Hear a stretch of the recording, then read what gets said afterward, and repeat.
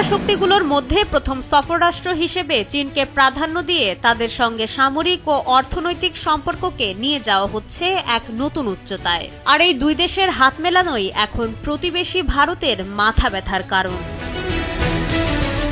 চীন থেকে 24টি আধুনিক J-10CE মাল্টিরোল যুদ্ধবিমান কিনতে যাচ্ছে বাংলাদেশ।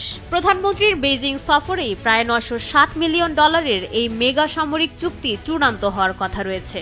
আগস্টের মধ্যেই স্বাক্ষরিত হতে যাওয়া এই চুক্তির মাধ্যমে ঢাকা ও বেইজিং নিজেদের সম্পর্ককে অভিন্ন ভবিষ্যৎ বা শেয়ার্ড ফিউচার অংশীদারত্বের পর্যায়ে নিয়ে যেতে চায়। আকাশসীমার পাশাপাশি অর্থনৈতিক অবকাঠামোতেও ঢাকা বিশেষ নজর দিচ্ছে, পাশে রাখছে চীনকে। মংলা বন্দরে 110 একরের যে বিশেষ অর্থনৈতিক অঞ্চল আগে ভারতের জন্য নির্ধারিত ছিল তা বাতিল করে এখন চীনের জন্য উন্মুক্ত করা হয়েছে।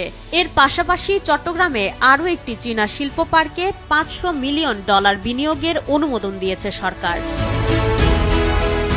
ঢাকার এই কৌশলী ভূরাজনৈতিক পরিবর্তন ভারতসহ প্রতিবেশী দেশগুলোর কড়া নজরদারিতে আছে।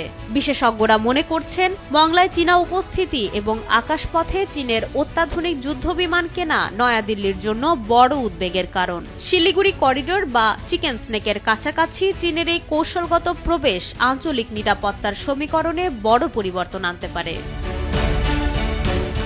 বর্তমান বিএনপি নেতৃত্বাধীন সরকার কোনো একক শক্তির দিকে না ঝুঁকে অনুসরণ করছে বহুপাক্ষিক পররাষ্ট্রনীতি।